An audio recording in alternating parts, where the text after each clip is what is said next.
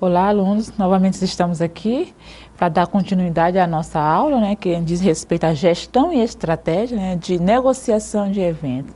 Hoje, como eu falei para vocês, né, e na aula anterior, nós vamos agora trazer sobre os estilos de negociação, né, que vai fazer presente. Mas antes de tudo, e aí eu deveria ter colocado nas outras aulas, mas vamos trazer para vocês aqui uma pequena reflexão, né? Então, alunos, a gente precisa sonhar, né? Acreditar e dedicar-se para poder estar realizando o nosso sonho. É muito interessante realizar o nosso sonho. Eu queria para vocês que a questão do evento, né? Do custo do evento, é uma etapa de realização de sonho. Por isso é que eu creio que essa oportunidade que vocês estão buscando em estar fazendo parte desse curso, né, que é muito importante para o nosso desenvolvimento social. Então, alunos, como conteúdo, nós temos, né, a questão da negociação, para nós uma certa lembrar, né, que vem ser negociação. Também temos a questão dos negociadores, né, essa definição muito interessante de dar nome, né, os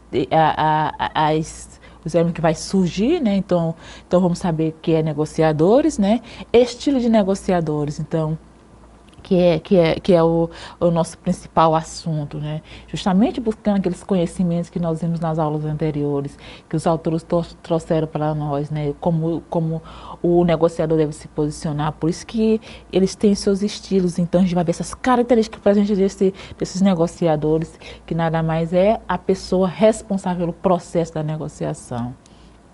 Então, novamente, nós vamos trazer a nossa autora aqui, né? Relembrando que a Sâmia Tadja, nós vamos relembrar o que vem ser a negociação. Segundo ela, a negociação é um ato social, né? É um ato que se faz presente dentro da nossa sociedade. Então, que as pessoas procuram resolver problemas que é comum às partes. Olha como a Tadja, né, como eu falei para vocês, né? Que ela sempre deixou claro que essa questão do resolver esses problemas. Então, recapitulando, negociação é um ato social em que as pessoas procuram resolver problemas que é comum às partes. Então, sempre são as partes envolvidas ali e que vai surgir essa negociação. Por isso que ela deixa bem claro, negociar é resolver problemas, né? Justamente a definição que a Thalia vem trazer e que ela vai permear toda a questão da discussão e que a gente vai observar diante dos estilos negociadores que a gente vai estudar agora. Então, negociador que é o sujeito, né? Que é o sujeito que se faz ali nesse processo. Então, ela diz que é aquele que procura atingir um acordo com seu interlocutor com o objetivo de encontrar um ponto que satisfaça as partes envolvidas nesse processo, né, que é a negociação. Então, aí, ele vem buscar justamente, né, solucionar, né, e buscar pontos que ele possa satisfazer, né, que antes possa sair bem nesse processo. Então, aqui, veja só como tá colocando a questão que é aquele que ele procura atingir, né, um acordo entre o seu interlocutor, justamente com os objetivos. Então, se eu busco atingir aquilo, muitas vezes eu preciso ser flexível. E aquele movimento que a Thalia trouxe para nós, lembra? Que tem a questão da barganha, da lógica, da flexibilidade. Veja só que vai fazer presente. Então, o negociador, ele justamente vai estar transitando nesses espaços. E é justamente para que possa ter nesse processo, para que ambas as partes possam estar envolvida nesse processo, que ela possa muito bem que os objetivos sejam atingidos.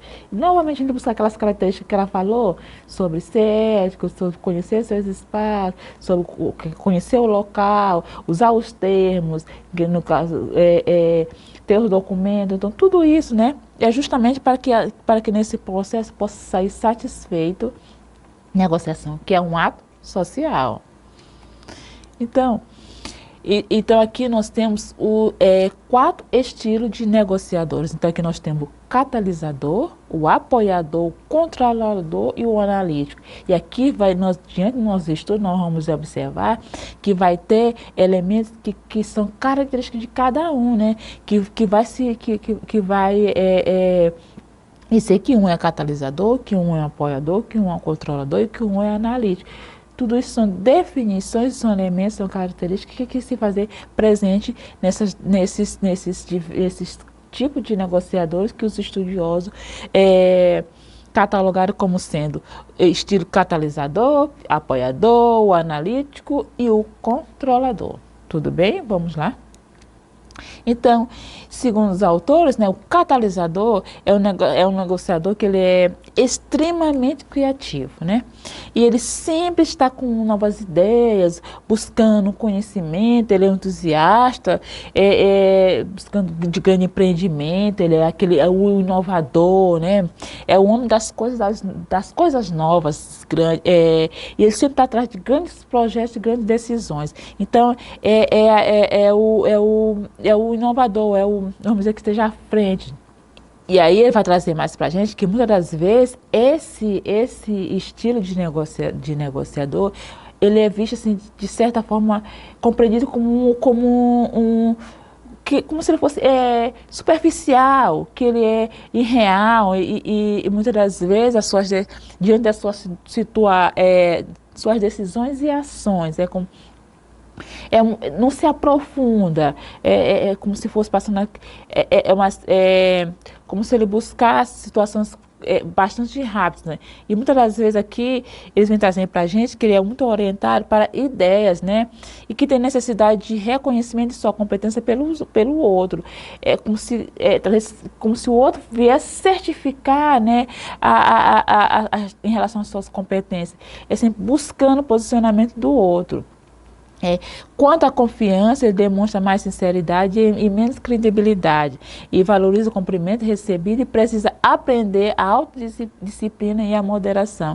Então, veja só que nessas características aqui, nós estamos contando ponto forte e ponto fraco, né? Apesar de ele ser inovador, apesar de ele buscar grandes decisões, mas aqui nós podemos pontuar os pontos fracos, que é justamente que ele precisa de autodisciplina e moderação. Por isso que muitas das vezes ele é visto como se for superficial e real. E novamente aqui é o autor que eu trouxe para vocês, o Junqueira, né? Ele vem dizer que o negociador esse estilo aqui, que é o apoiador, muitas das vezes ele se mostra amável, espontâneo e dócil, e ele é compreensivo, ele é cooperador. Nós estamos falando aqui do estilo apoiador, né? Veja só, prestativo, sensível, bom ouvinte, preocupa-se com o outro, aceita bem as diferenças, principalmente as diferenças individuais. Para obter apoio, ele procura fazer amigos, trabalhando para um grupo e buscando paz e harmonia. Veja só, como se ele convém apaziguar certas situações da negociação. E por isso que muitas das vezes ele é muito bem quisto principalmente com relação aos seus amigos, que ele é justamente por ele apresentar essas características que é de ser sensível, de ser um bom ouvinte. E aqui, quando fala essa questão do bom ouvinte, repara que como a Tágila trouxe para nós, que é aquela questão de ouvir mais, né, e falar menos. Então aqui o apoiador ele acaba entrando bem aqui, né, sobre essa questão dele ser um bom ouvinte, dele se preocupar com os outros. E aí a questão da ética também é muito interessante, né, e se faz presente aqui, né. E aí que o Junqueira vem chamar do negociador apoiador. Nós, como já coloquei para vocês, né, são 4, aqui nós temos já o estilo apoiador. Então, o Junqueira também vai trazer para nós, né, sobre a questão do estilo controlador. Já esse aqui, às vezes ele se mostra egoísta, impaciente, insensível, exigente, muitas das vezes rude, até mesmo crítico e autoritário. O controlador. Para obter apoio, ele confia na eficiência e no bom trabalho feito e entregue no prazo combinado. Veja só como esse estilo de negociador se comporta, né? E sob tensão e ameaça, ele impõe-se e torna, de certa forma, até um tirano. Então, aqui, como o Junqueira vem colocar para a gente, essas características todas que eu apresentei para vocês, ele vai chamar que é um estilo de negociador, que ele é controlador, né? Então, e aí, deixa eu só voltar um pouquinho. E aí, quando esse estilo de, esse negociador, ele é um controlador, ele busca muito quando ele entra no processo assim mesmo, ele quer que o trabalho ele seja entregue, né, de forma que não possa ter atraso, né? E aí, de certa forma, acaba sendo um perigo, porque muitas das vezes, quando é diante de um processo de negociação, que a Tá já fala, que precisa ser flexível, lembra? Vamos lembrar isso, né? E aí, quando o negociador ele tem essa característica aqui, a situação acaba sendo um pouco até, tem uma tensão aí, né? E aí nós podemos aqui sublinhar como um ponto fraco, né? Quando um controlador ele se posiciona, quando um negociador se posiciona assim. Veja só que como a Tágera falou, esse movimento desse ato social, desse processo de negociação, como ela falou, que a gente que tem que ser flexível, porque cada situação ela vai se diferenciar, cada negociação ela é diferente como ele é um processo social, né, ele se diferencia. Então, se eu tenho essa posição do tempo rígido, muitas das vezes eu vou trazer tensão e eu vou até prejudicar essa negociação. Ela chama essa questão de muitas das que ela chama a questão de ser flexível, né, nesse processo. Então, quando esse negociador se comporta assim, de certa forma, controlador e que ele é visto como tirano, ele muitas das vezes isso aí vai prejudicar, né? Porque a gente precisa ser flexível diante das situações. Pois é. Agora também o mesmo autor, né, o Junqueira, ele vem falar de um outro tipo, que é o analítico. Segundo o autor, ele fala que ele é típico de pessoas que é mais orientada para os procedimentos, para os detalhes, ele é mais detalhista, que é o mais cauteloso, né? Ele mostra-se cuidadoso e muito organizado. Ele é sério, ele é lógico, ele controla, ele é um controlador, né? Ele é controlado, ele é paciente, pragmático e ele não assume risco, justamente porque ele busca esses procedimentos, como assim, é aquele que quer saber no terreno que ele está pisando, né? Por isso que ele é bastante cauteloso, ele nunca quer se estar diante do risco, justamente para ele não saber onde ele está pisando, então ele não quer correr risco, por isso que ele se baseia muito na questão mesmo dos procedimentos, conhecer os termos. E aí, novamente, a gente volta a que Tágera falou, né? Conhecer o local em que você está se envolvendo. Por isso que o analista ele busca conhecer os locais, o local em que ele está se envolvendo, ele vai se orientar justamente pelos procedimentos. E ele é sério, e muito, muito, muito organizado, é justamente para que não possa correr risco. Por isso que o Junqueira chama ele de analítico, ele busca analisar justamente tudo isso para que possa não correr risco. Então, e aí o Junqueira acrescenta dizendo que para obter apoio desse negociador, ele mantém-se atualizado a par do que está acontecendo, ele demonstra que conhece o trabalho, que é especializado e sob tensão, ele cala-se, ele retira-se ou evita conflito. Então, é uma das características aqui do analítico, ele justamente, como ele é muito cauteloso, né, ele vai justamente estar analisando o local em que ele está, mas isso aí também a Tágera chama, né, para estar conhecendo aquele, né, tudo isso, então ele vai buscar justamente os procedimentos que estejam envolvidos, e quando a tensão surge, o que ele faz? Em relação ao tirano, que vai para cima, que muitas das vezes ele acaba até me contaminando a questão da negociação, já o analítico não, ele busca calar-se, né? E aí, mas só que ele retira-se para evitar o conflito. Mas, gente, diante do negócio, o conflito ele vai existir. Por isso que é bom a gente saber quais são esses tipos de estilos, dos estilos de negociador, porque muitas das vezes tem certas situações que você tem que, por isso que é a questão da flexibilidade, né? Como você deve se posicionar, né? Então, se diante de uma situação, muitas das vezes a pessoa ela sai, mas aí precisa resolver a situação, precisa resolver essa negociação. Então é necessário também que você, de certa forma, você possa saber se comportar e agir de situações que você tem que ser flexível. Não é só partir para cima ou sair da situação, não, mas vamos também analisar aquilo e saber como resolver. Então o analítico, né, assim, ele tem, vamos dizer que tem esse ponto fraco, é justamente aí, de se retirar, né, porque se ele não está conseguindo controlar, né, então ele acha necessário se retirar. Mas a gente tem que ter cuidado, né, em relação a isso, porque eu preciso conhecer justamente para eu saber buscar e resolver. É como a Tágila fala. Então, negociar é resolver problemas. Então, não adianta eu sair da situação, né? Eu preciso saber que é necessário resolver. Então, caros alunos, então, pelo que nós observamos, né, nessa aula de hoje, nós tivemos ciência de o que é negociação, né? Que a Tati fala que é um ato social, o Ron já vem trazer que é um processo social. Repare que os dois acabam se dizendo a mesma situação, né? Então nós observamos isso, o negociador, como é que é esse que busca, né, trazer, resolver as situações diante desse processo, né? Busca que ambas as partes saiam bem diante dessa situação. E nós também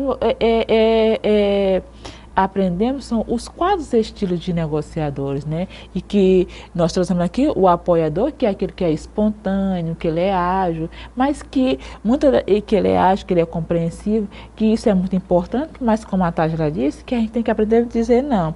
É interessante essa característica do apoiador, é muito interessante na situação, que ele seja um bom ouvinte, que ela disse que é necessário fazer isso, né? Saber ouvir, que seja compreensível, ainda a questão da ética, mas também é interessante também saber dizer não, né? Não é necessário que eu seja também que seja também tirano diante de uma situação, mas tem certas situações que é necessário dizer não para que esse processo ele ocorra tranquilamente e que ele possa ser bastante coeso e limpo, né? Por isso que também não é só dizer sim, né? Como o nosso apoiador, né? Que ele apoia tudo, que ele é dócil, mas esse processo de dizer, então isso nós aprendemos hoje, né? Esses estilos, quais são eles que você fazer presente, como se é necessário. Repare que diante do nosso estudo nós observamos que tem seus pontos fortes e seus pontos fracos, né? Repara que nós vivemos que enquanto que o controlador que busca controlar tudo, né? Mas aí ele acaba saindo das situações porque como ele não é controlador, como ele vê que o terreno que está pisando ele não tem controle sobre aquilo, diante de uma tensão ele sai. E aí não é interessante porque o problema não foi resolvido, né? Então, quando a gente também tem a questão mesmo do próprio controle, do outro, que o analítico, né, que busca estar analisando tudo isso, né? Mas aí fica assim, ele fica diante de uma situação, né? Ele não busca resolver, não traz soluções.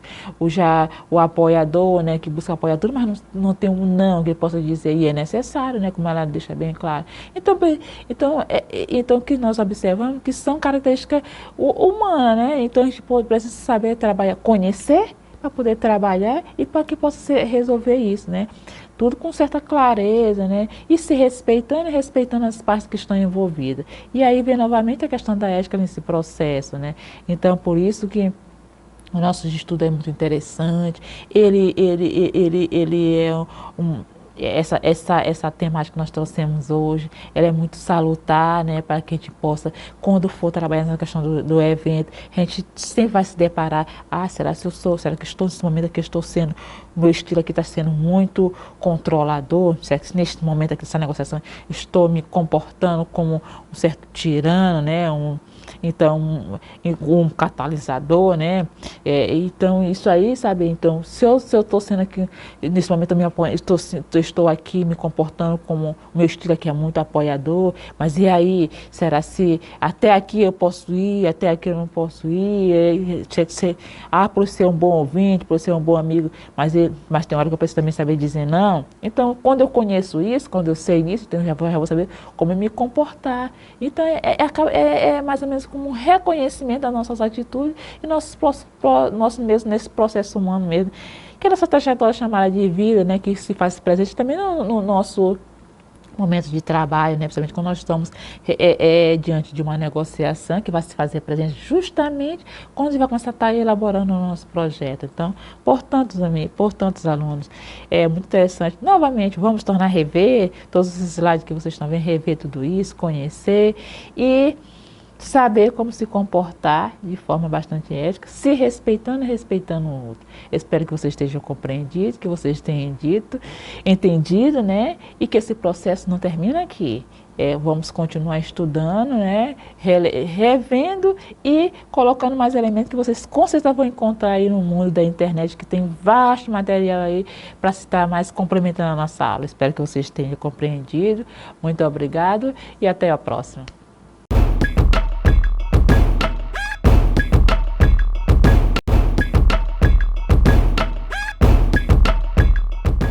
Olá, alunos! Novamente estamos aqui para dar continuidade à nossa aula, para dar continuidade ao nosso assunto, que é gestão estratégica de negociação de eventos, né? Hoje nós vamos trazer um elemento, né, que permeia todo esse processo, né, da gestão, que é a questão do poder, né, que nós discutimos tudo aí, né, nessas outras aulas, né, e ele está aí. Então, esse poder ele constantemente está presente também, né, nessa gestão de estratégia nos nossos eventos, na nossa vida mesmo, né? A questão do poder.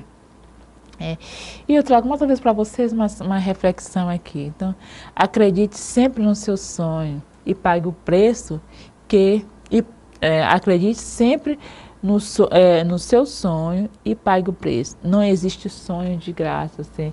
Então, e não é mesmo. A própria questão mesmo do sonho de vocês estar nesse estudo, né, nesse curso. É um preço que está se pagando para se alcançar, né, uma situação mais adiante, né, de melhor. Então, justamente o preço, é o tempo que está envolvido, a disponibilidade e outros mais elementos que vão fazer parte desse sonho, né, que a gente constantemente estamos buscando aí para alcançar. Mas essa realização pessoal, mediante essa trajetória que a gente fica percorrendo, né, que a gente chama de vida. Então, hoje, no conteúdo que eu trouxe para vocês, que nesse processo, que é o poder no processo de negociação, estou dizendo aqui que nesse processo de negociação, eu vou ter a questão do poder que vai estar permeando, né, esse processo. Então, nós trazemos a importância do poder no processo da negociação, nós temos também a definição de que vencer, né, poder, e no processo de negociação nós temos alguns pontos bastante importantes que nós vamos estar aqui analisando, e nós vamos trazer também a questão dos tipos de poder que vai se fazer presente nesse processo de negociar, né? Como a Tati sempre falou para a gente, né? Nós estamos constantemente negociando. Tudo bem? Então, gente, a importância do poder no processo de negociação. Veja só. Você, ao se deparar com a palavra poder, deve estar achando que ter poder é algo ruim, pois quem tem o poder tem aparentemente o direito de tratar mal as pessoas ou mesmo fazer o que bem desejar. Pois bem, caros alunos, nem sempre o poder tem esse sentido grosseiro, esse sentido cruel, apesar de muitas pessoas poderosa considerar que estão acima da lei. Normalmente, quando a gente fala poder, né, e aqui como o texto está trazendo, a gente imagina que é uma situação ruim, porque muitas das vezes acontece mesmo as pessoas que têm poder, né, acham que estão acima da lei e que pode tratar as outras pessoas, né, de forma rude, de forma cruel, grosseira, não respeitando o outro, né? Mas isso aí é equívoco, a gente tem que saber que nem nós estamos em determinadas situações que sempre a gente está precisando do outro. E esse processo humano da gente, ele é isso. O ser humano, ele precisa do outro, né? Até justamente para vamos dizer assim, para justificar a sua existência. Então, é um equívoco que nós, seres humanos, Muitas das vezes, quando a gente tem poder e tem aí diz que quer conhecer o outro, dê poder a ele, né? Mas a gente diz para o outro, mas nós também, muitas das vezes que quando tem um certo poder, seja no que for, né? Na barganha que for que a gente está para a gente se acha que o poder, e vamos dizer assim, que às vezes o poder sobre a cabeça, que a gente se acha no direito, né? Como o texto está colocando, de tratar um mal o outro. Mas cuidado. Todos nós temos os nossos limites, né? Vamos dizer, todos nós temos, né, a nossa fraqueza, né? Então, vamos respeitar, vamos estar querendo ter respeito e respeitando o outro. Então, por isso que o texto está dizendo bem aqui, bem claro, né? Que as pessoas que têm os direitos que estão acima da lei, né? Mas novamente, como eu estou colocando, cuidado. Então, o poder em relação às instituições, é só para a gente estar contextualizando aqui, né? É necessário, ó, o poder nas instituições, né, ele é necessário, porque, ó, veja só, vamos dar bastante clareza, lida com bastante clareza aqui nesse assunto. Veja só, o poder nas instituições ele é necessário, porque veja só, sem ele, as coisas, elas poderiam guiar, e direcionar para uma desordem total da sociedade. Por isso, gente, que a gente imagina que como está na sociedade a gente pode fazer tudo, mas não é, porque para que a nossa possa fluir esse nosso convívio humano, é necessário, né, que se tenha um certo controle, porque veja só como ele está colocando aqui, né, imagine se não existisse a lei, né, para normalizar os atos dos cidadãos que vivem em sociedade, seria totalmente uma anarquia, um descontrole, e que qualquer um poderia simplesmente sair agredindo, matando, roubando, pois o poder das leis não interferia em tais atos. Portanto, o poder judiciário, enquanto poder legítimo institucional, ele vem julgar esses atos irregulares das pessoas e ele, portanto, ele é um poder necessário e é importante na sociedade. Então, veja só. Então, se a gente não tivesse esse poder que vem para o judiciário, a gente seria um descontrole dentro da nossa sociedade. E por isso que a gente tem a nossa Constituição, né? Que estão as normas, né? Que vem, vamos dizer, que vem reger a nossa sociedade, né? Então tá aí, a gente pensa que não, mas tá aí. Por isso, acho que para que a gente possa ter uma sociedade, né, justa, é necessário que a gente saiba. Por isso que muitas das vezes a gente acaba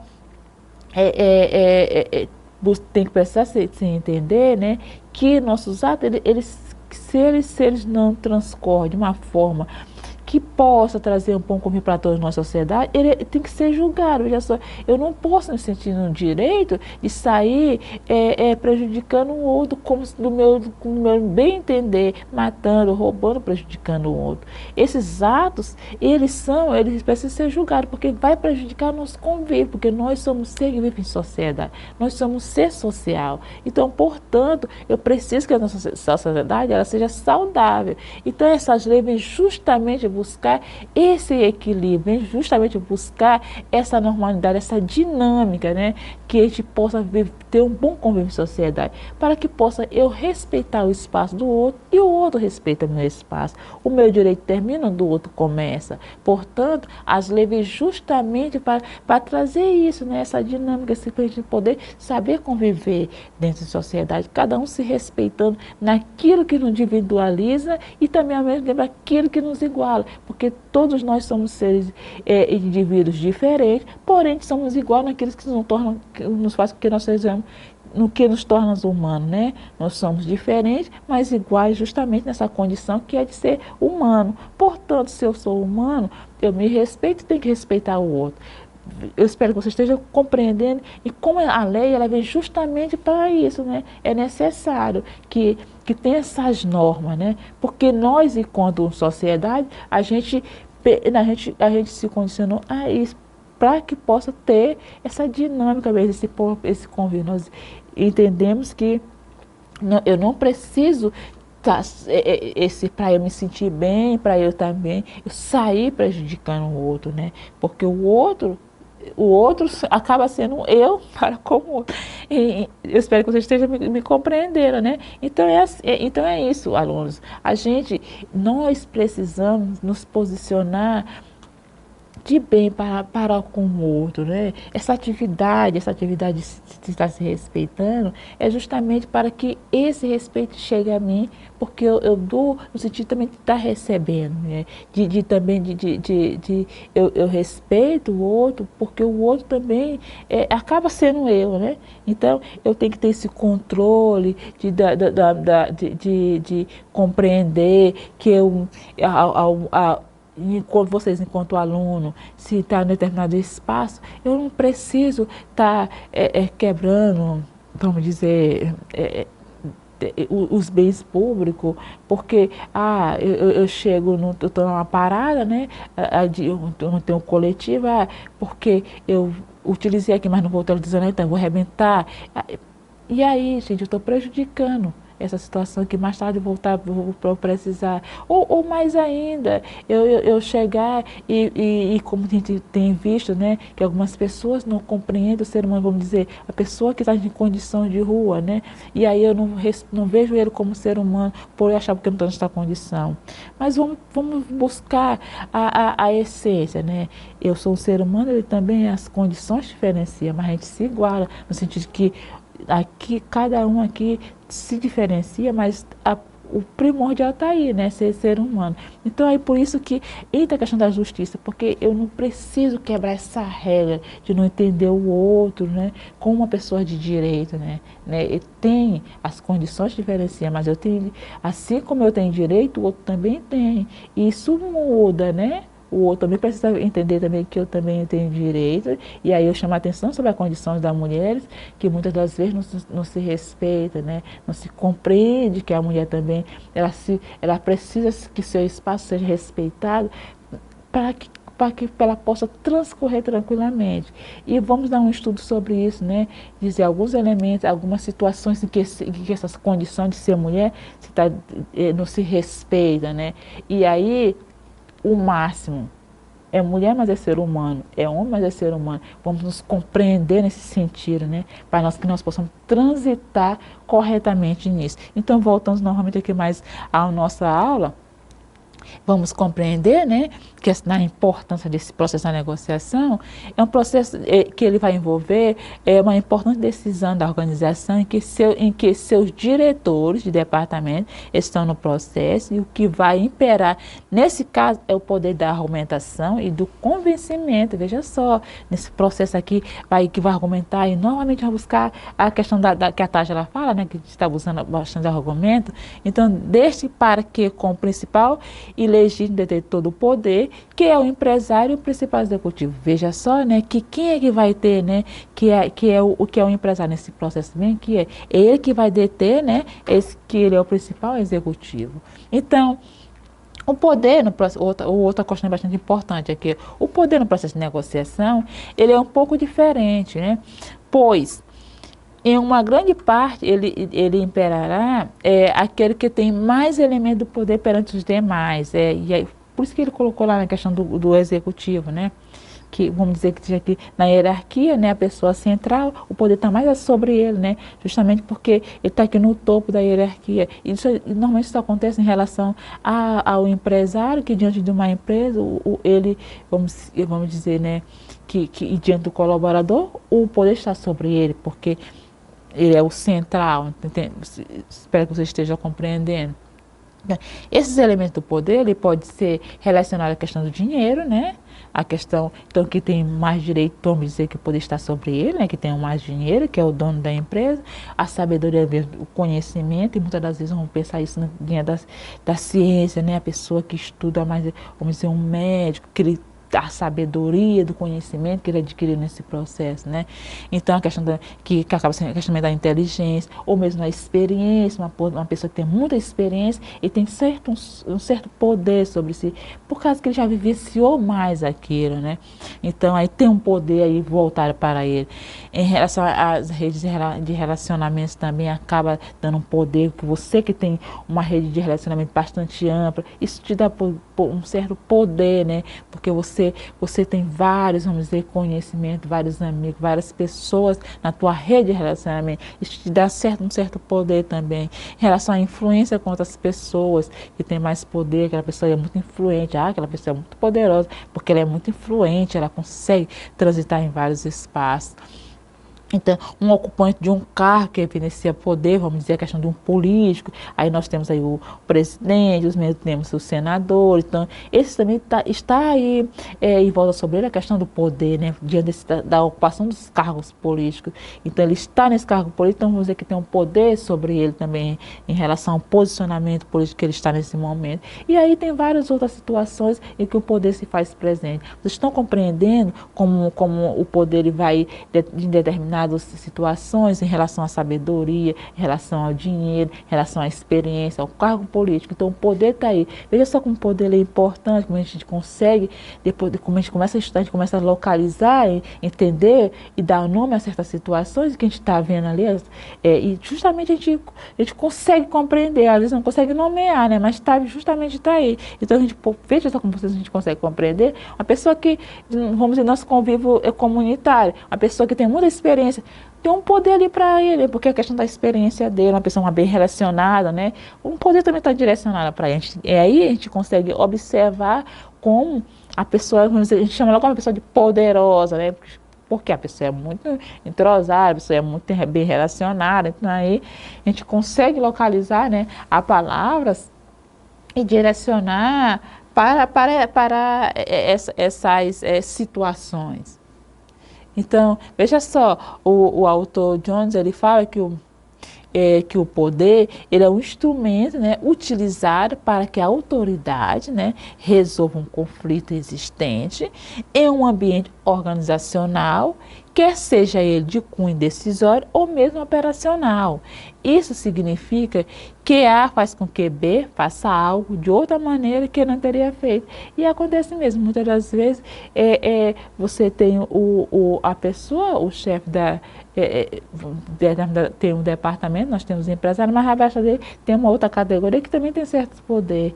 E aí, né, diante das divisões, né, vamos dizer, no setor empresarial, vai ser, vamos dizer, micros poderes, né, cada pessoa vai ter mais determinada posição que ele vai ocupando, então vai tendo poderes, né, e a gente vai conseguindo observar. Por isso que o Johnny disse, né, que, que o poder é um instrumento utilizado para que a autoridade ela resolva um conflito existente, né? E ela pode ser tanto dentro desses horas, mesmo operacional mesmo. E aí a gente tem esses mestres de obras, né, que a gente vai compreender, né, que tem um certo poder também sobre eles também aí, e que ele pode estar resolvendo certos conflitos. Então aqui você observou que foi uma definição de poder. Então aqui também nós temos nesse processo, a gente tem uns pontos bastante importantes. Veja só, é um processo de negociação. Aquele que tem menos poder, ele procura outra parte para a identificação daquele que tem mais poder, para que assim definir estratégia, né, que anule e que neutralize o participante, né, com mais poder. Por outro lado, aquele que tem mais poder evidencia ampliar mais a sua condição de negociador poderoso, para que possa obter mais vantagem no processo de negociação. Com isso, ataca os os que têm menos poder naqueles que eles são mais fracos. Então, veja só, olha só a utilização do poder que está dizendo que vai acontecer. Aquele que tem mais poder diante da situação, justamente ele vai querer se sobressair no sentido de sufocar o outro que tem menos poder, justamente para se posicionar, para se levar a sua condição, porque compreende que neste momento eu tenho mais poder, justamente para subjugar o outro. Veja só, nós temos uma balança que se desequilibra aí, né? O que tem mais poder, seja lá o que seja por mínimo que tem, mas ele sempre vai estar querendo acima do que tem, que tem menos poder, por isso esse que tem menos poder, ele é compreendido como fraco. Outro ponto importante que nós temos para nós analisar diante dessa questão do poder nesse processo de negociação. Em uma mesa de negociação, as tratativas se desenrolam com aqueles que conhecem os pontos fracos, veja só, da outra parte e subjuga a ideia, a neutralização dos pontos fortes. É um verdadeiro jogo de xadrez, onde cada movimento deve ser analisado com muita cautela para assim saber os passos seguintes que serão dados pelas demais participantes. Veja, aqui como fala como jogo de xadrez, veja que a Tágila falou para nós sobre os movimentos que são envolvidos nesse processo da negociação. Então, nesse momento, esse processo da negociação que está envolvido, repara que tem um poder ali. Olha que o que o autor diz, né? É como se fosse um jogo de xadrez, que os movimentos eles são analisados cautelosamente, né? Justamente, né, para que os passos seguintes sejam dados por demais participantes, né? Quando se vê diante de uma mesa de negociação. Nós estamos aqui analisando analisando uns processos bastante importantes diante da negociação. Eu agradeço a oportunidade, espero que tenham novos encontros e novamente vamos enriquecer essa jornada com conhecimento. Agradeço e até a próxima oportunidade. Tudo bem?